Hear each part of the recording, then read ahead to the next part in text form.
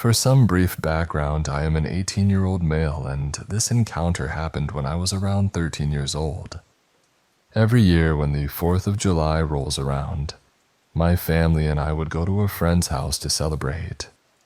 The friend and his family are quite wealthy, and they live in a large house about half a mile into the woods.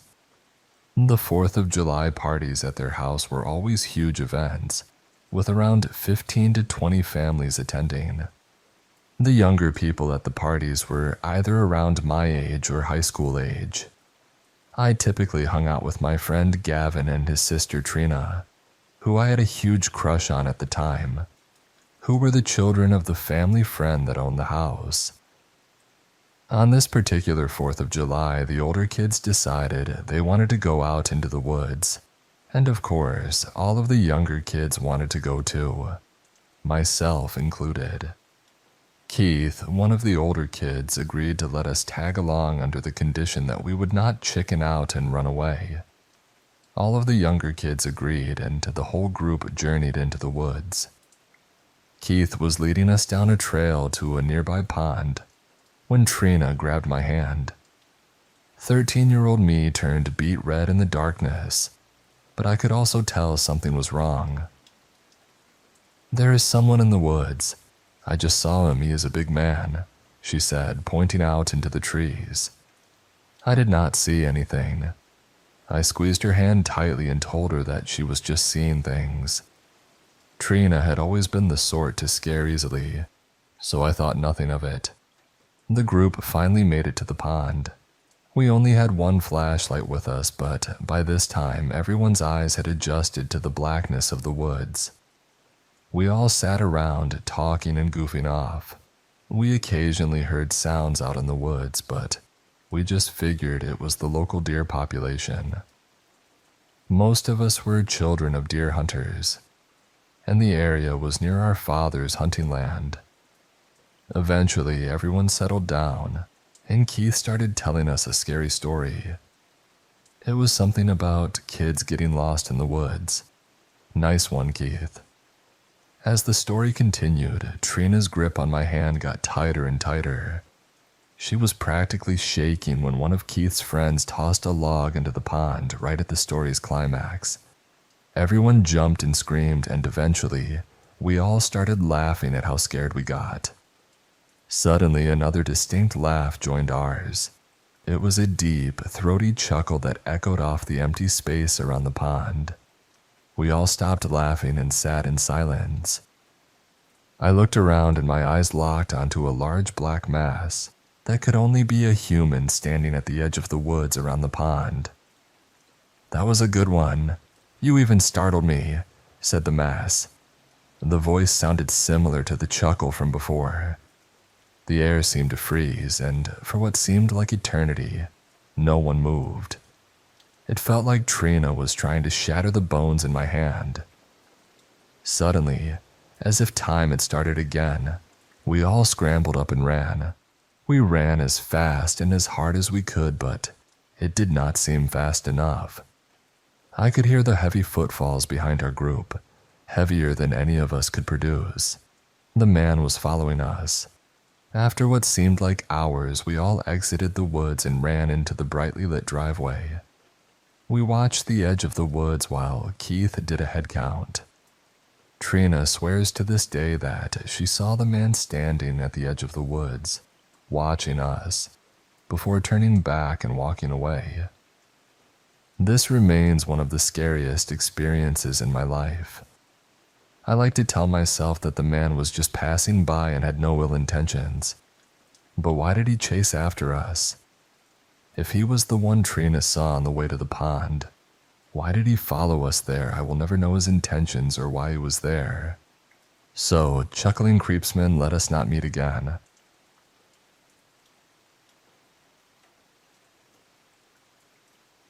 This is my story of dealing with a creeper at a party. In 2012, I was invited to go with my two friends who are sisters to their family 4th of July party. It was a lot of fun. There was eating, swimming, playing, and then fireworks. So the next year, which is when this took place, I went with them again. For some quick background on the creeper, he is 3 years older than me, and he was still under a house arrest for assault. It started when I was sitting alone in the kitchen. I was sitting by the snacks, in a place where there were 5 chairs. I had my legs stretched out, covering 3 of them, when he came over. We made eye contact, so I said hi, and he said hi back. He touched my legs like a pat, and I thought he meant for me to move my legs so he could sit.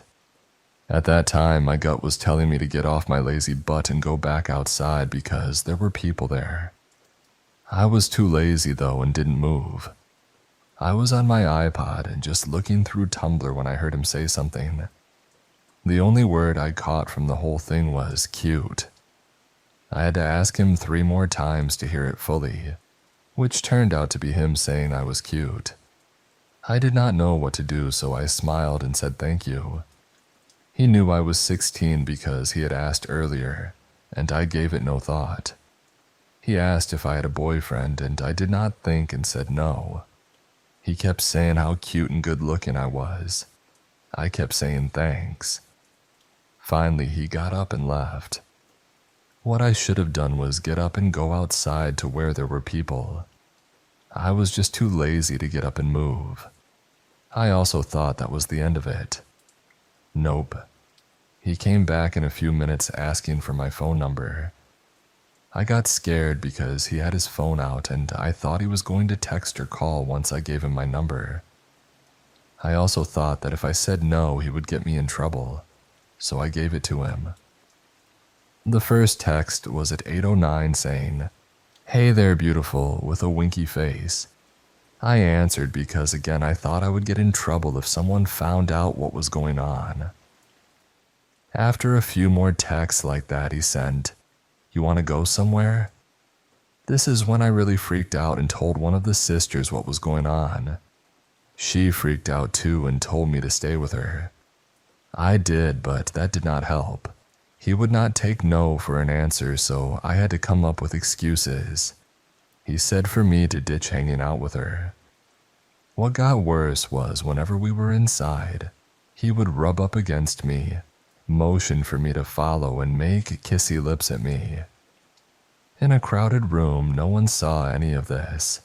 He even waited by the bathroom line because he saw me in it, so when I was going out, I ran. By the time the fireworks were happening, he caught me alone in a room and forcefully kissed me. And I kept saying I had to go, and when I tried to leave the room, the door would not open. When it was finally open, he started to kiss me again. The only thing that saved me was my friend calling my name, to which I was able to yell to her. After that, he kept trying to get me to go with him. Anytime he got a chance to get close to me, he would say something. He even followed me to the car when I was leaving, which my friend almost started to yell at him for. He continued to text me saying how at the next party, 3 days after that day, stuff was going to happen. The next day, he even called me 3 times. Lucky for me, at the next party people found out, so he was not allowed to go. I have not heard from him since, most likely because the family made sure my number was out of his phone, for which I am forever grateful.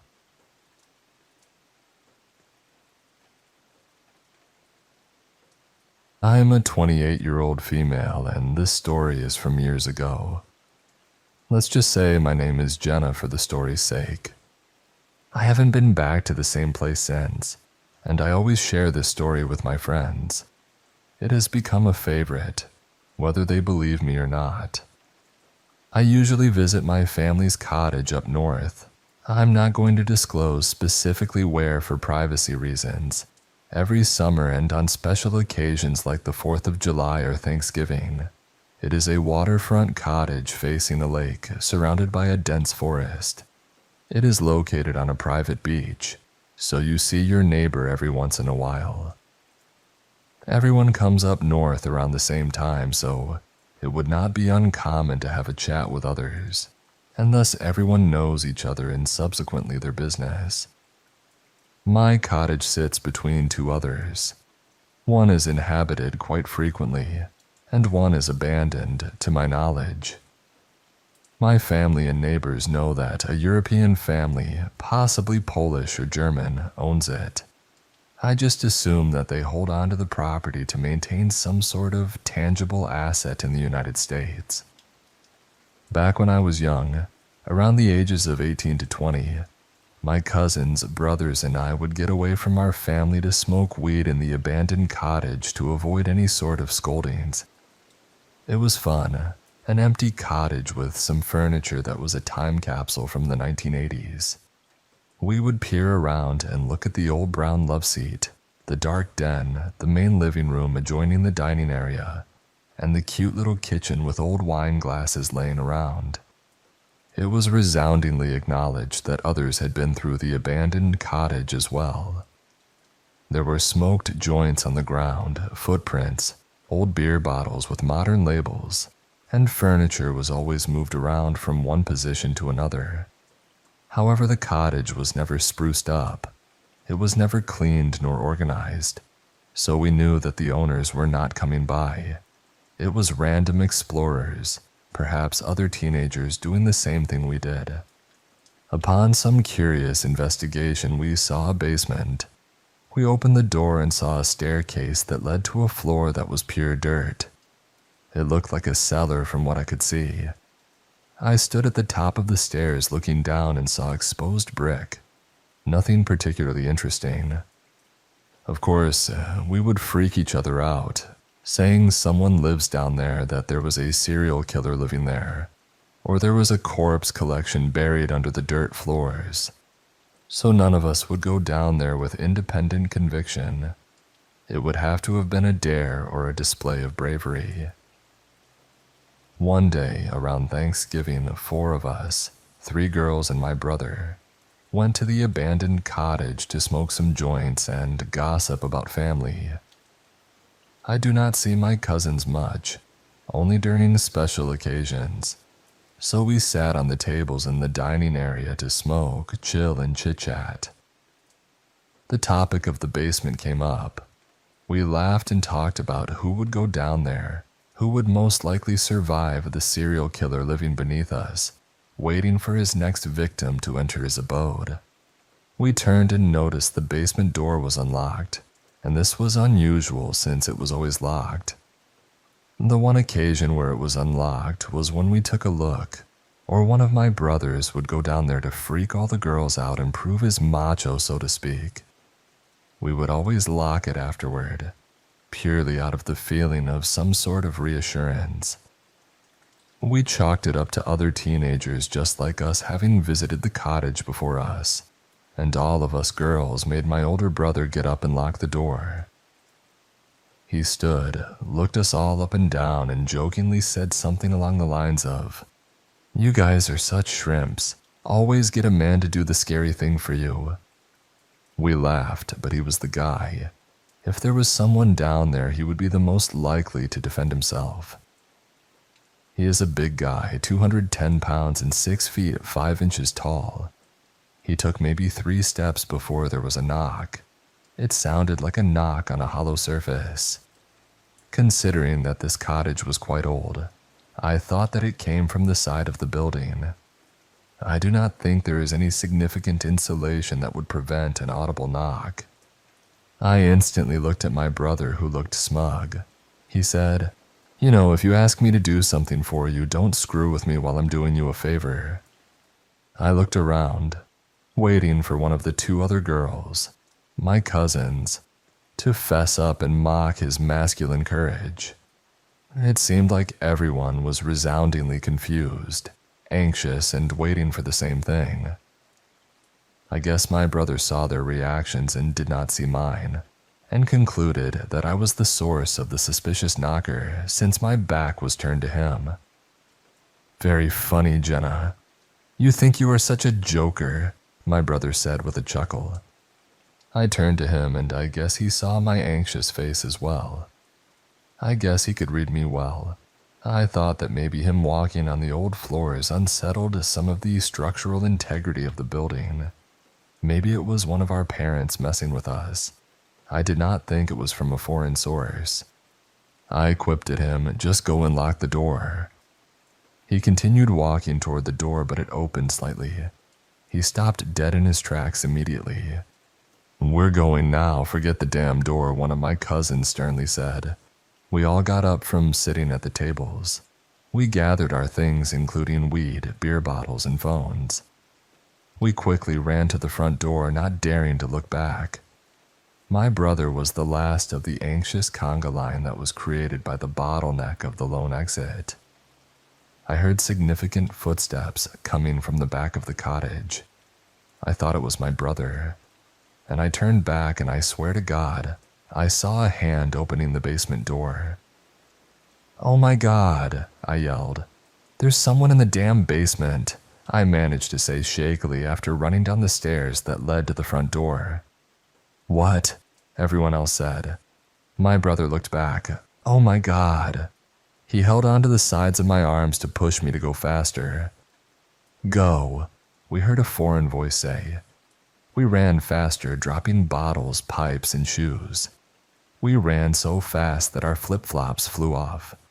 I knew it was not any of us, not even one of our parents. It was a low, stern voice from afar. My brother was right behind me. We made our escape to our cottage, thoroughly flustered and terrified. "There was a homeless guy in there, I saw him," my brother, out of breath, managed to say. I guess it was common knowledge that the place was abandoned.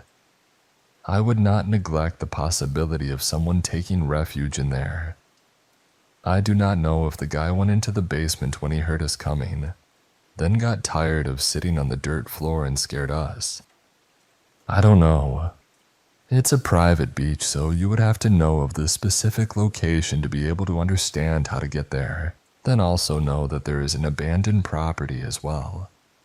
I also know that there are squatters. To offer a further explanation, people share on Reddit that there are certain locations in our area where you could set up camp on a vacant lot and take a day to sit on the quiet beach. But I know that neighboring properties crack down on it pretty quickly and let them know that they cannot settle there. I thought that would have been a good explanation. We ran to our parents after proactively hiding our weed stash. Our priorities are certainly well placed, and told them our story. They called the police and we watched from afar to see what the hell was going on. I guess the guy left. The police came to us and told us no one was in there, but they let us know to file some sort of report regarding the abandonedness of the cottage. I think there are some laws that demand that the owners should be using the cottage and executing upkeep.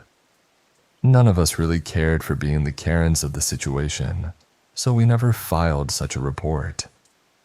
At the end of the day, I understand that some people just want to have assets whether they're crummy or not. It would suck to lose out on good property in a nice location. I think they might come back one day since our neighbors know the family. No one else has ever filed a report to my knowledge. I guess the experience did not shake up my brother too much since he went back and gave me details. He found some dead squirrels and baby raccoons just lying in the living room. He said they looked quite fresh. I think that they died of natural causes, but how did two different species of animals just die in the same place? I asked him if they were mangled or obviously killed in some way, and he said no. He said the baby raccoons had fur. I did some researching and I know that baby raccoons are not born with fur, so I deduced that they were alive for some time and then somehow died in the living room. I do not want to know if something or someone killed them there, or maybe killed them in another place and then brought them in there to give some sort of message to any oncoming visitors. I hope it isn't the homeless guy.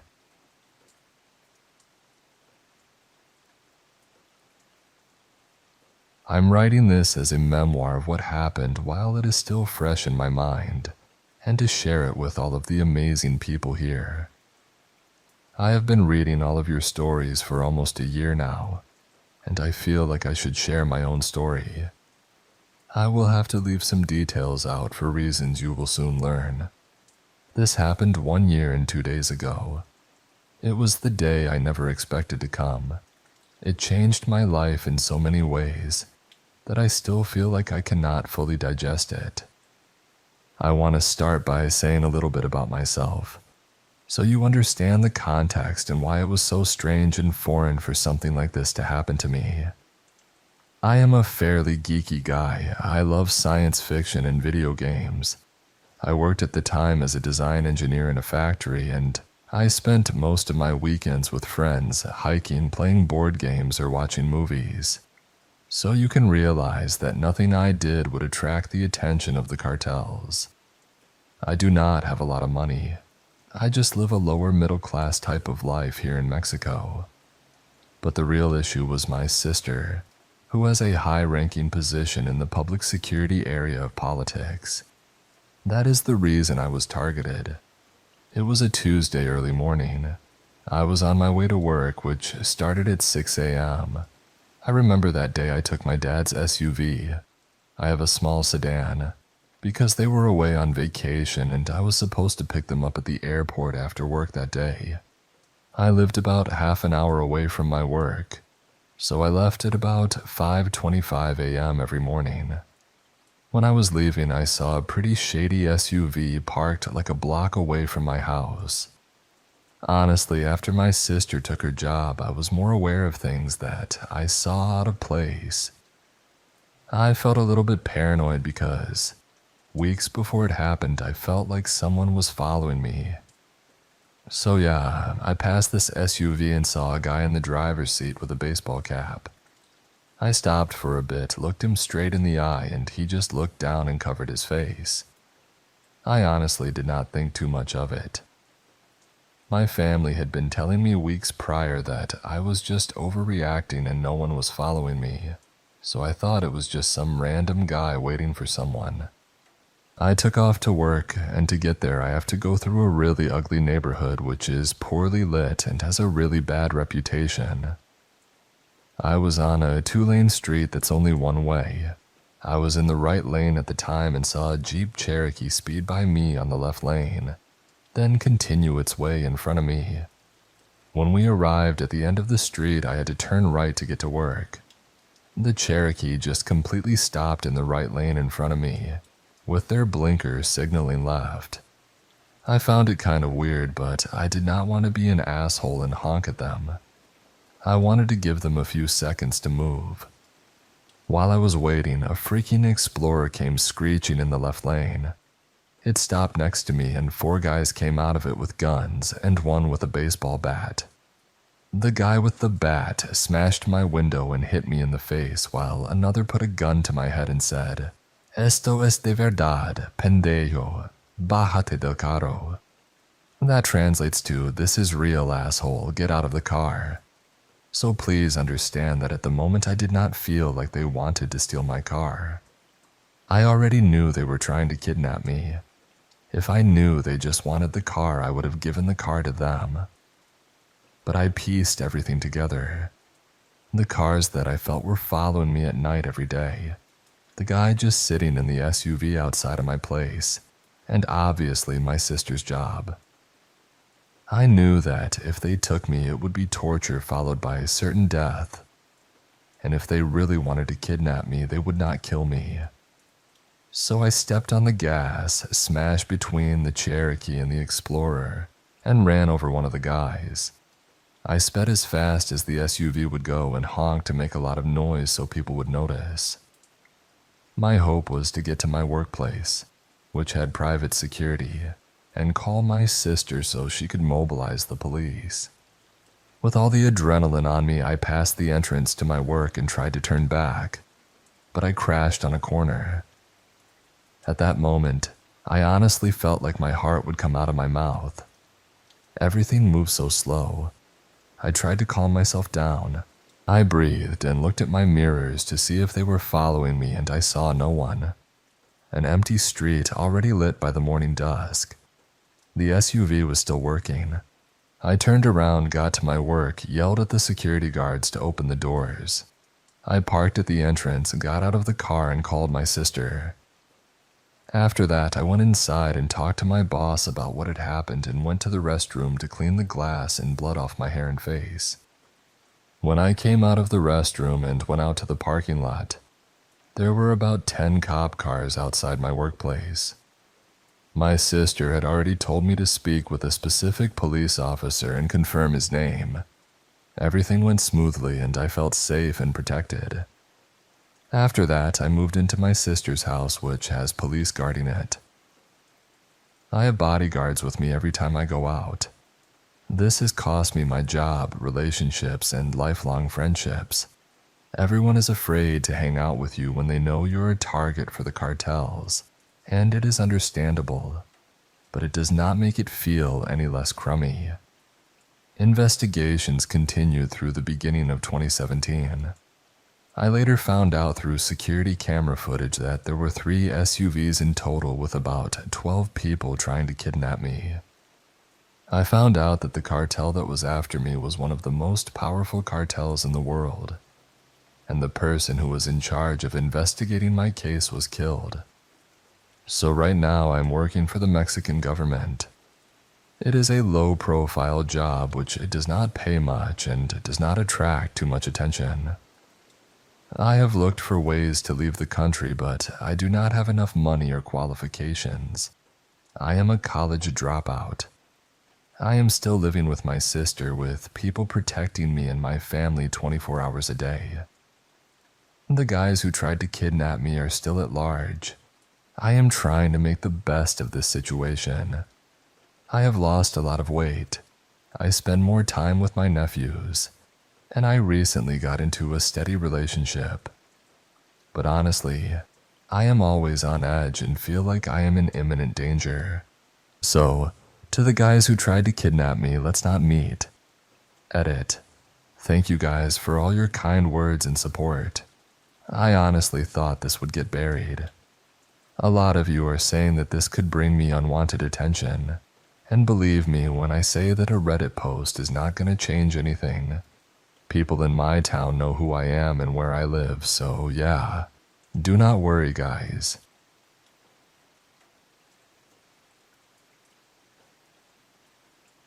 This happened shortly before Christmas on a Friday afternoon. I was shopping in a small local Walmart with a male friend and my kids.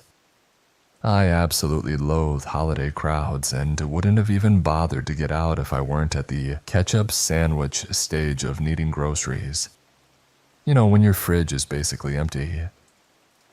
I was in the pharmacy section trying to pick out a hair dye, with both kids sitting in my push basket. My friend was in a different aisle taking a work call on his cell phone. My son, who was in kindergarten, was smiling over my shoulder, and my daughter, a toddler who mostly speaks in fragments, said, "Creepy." I turned around and saw a middle-aged man about 20 feet behind me, just staring at my daughter. She's fairly beautiful, so people often comment on her looks or talk to her, but this felt different. I immediately felt uneasy. I left the pharmacy section and headed toward the grocery aisles because I needed things there. My friend and I have those bond bracelets that let you buzz the other person when you're thinking about them. I gave him 3 rapid buzzes, which is our code for call me. He materialized at my side, which calmed me down a bit.